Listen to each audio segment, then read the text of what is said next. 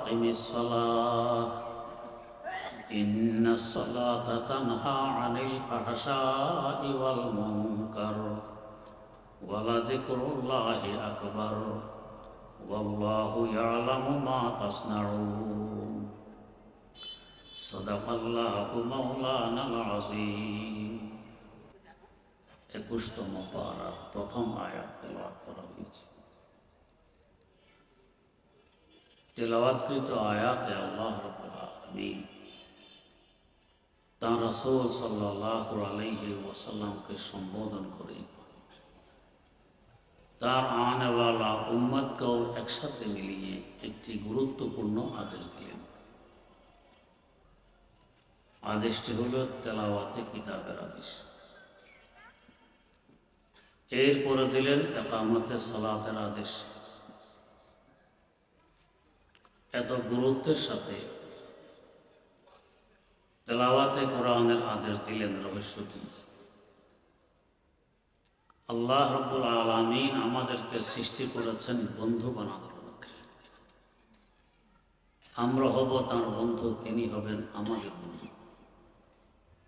আমাদের আচরণ হবে বন্ধু সুলভ।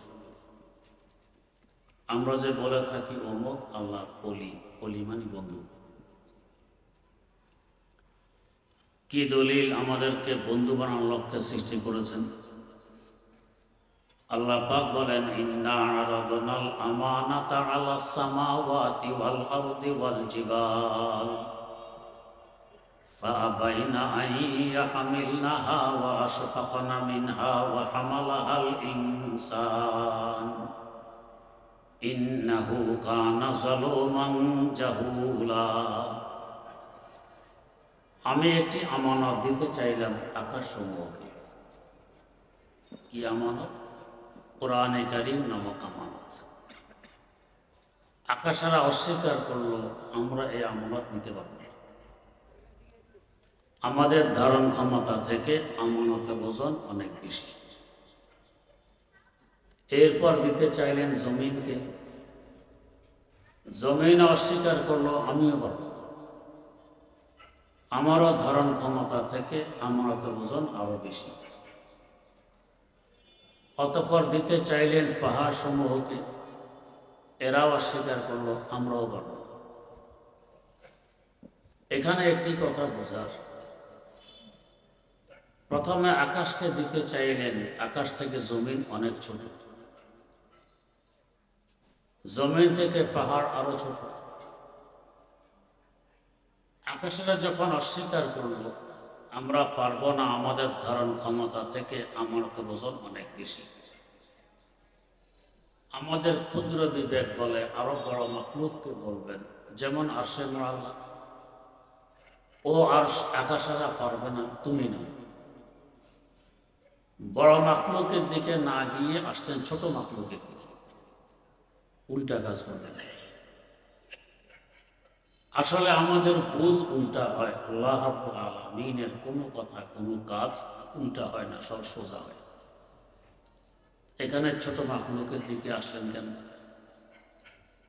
আল্লাহ পাক ছোট মাখলুকের দিকে এসে কথা বুঝাইতে চাইলেন, আমারে আমানত আকারে বড় কোনো মাখলুক দিতে পারবে না। নিবে তো আকারে ছোট, মাত্র 3.5 হাত বডির মালিক মানুষ। মানুষের কাছে গুনিয়ে আসতেছে।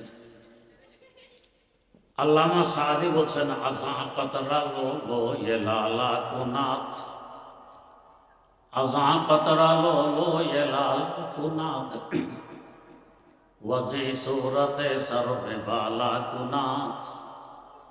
জিনুক সাগরে বাস করে, হা করলে সাগরের পানি দিয়ে তার পেট বোঝাই হয়।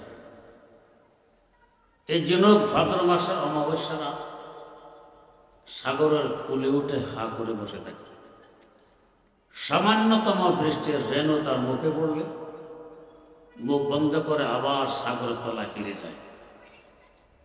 এই সামান্যতম বৃষ্টির রেণু থেকে তার সিনার ভিতরে লক্ষ টাকা মূল্যের মুক্তা সৃষ্টি হয়। সাগরের রাশি রাশি পানি থেকে তো মুক্তা সৃষ্টি হলো না। তো আকারে বড় কোনো মাখলুক এ আমানত নিতে পারবে না, নেবে তো। মাত্র 3.5 হাত দেহের মালিক, ছোট্ট মানুষ, এরা নিবে, এদের কাছে গনিয়ে আসতেছে। এখনো কিন্তু মানুষকে নিতে বলা হয় না, বলার আগে মানুষ এগিয়ে গিয়ে বলছে, আল্লাহ আমানতটি আমাদেরকে দিয়ে দেন। ওয়া হামালাহাল ইনসান, আল্লাহ পাক দিয়ে মারাত্মকতম 2টি গালিও শুনিয়ে দিল। যদি আমানতটি আল্লাহ পাক দিতে চাইলেন, কেউ না নিত, বেইজ্জতি হতো, মানুষ নিয়ে ইজ্জত রাখলেন। এখন বলবেন মোবারকবাদ, ধন্যবাদ, তা না বলে উল্টা দিলেন 2টি গালি, উল্টা কাজ করে। আর সকল মাখলুকাত গালি খেয়েছে, অন্য মাখলুকারা খুশি, এরা গালি খেয়েছে, বেইজ্জতি হয়ে গেছে। কিন্তু গালি খাওয়ার পর মানুষ আরো বেশি খুশি। ওরা খুশি হলে মানুষ বেজার হবে, মানুষ খুশি হলে ওরা বেজার হবে, উভয় গ্রুপ খুশি। রহস্যটি বোঝার লক্ষ্যে মুস্তফা শরীফের উল্লেখ একটি ঘটনা বুঝে নিন। ঘটনা হল,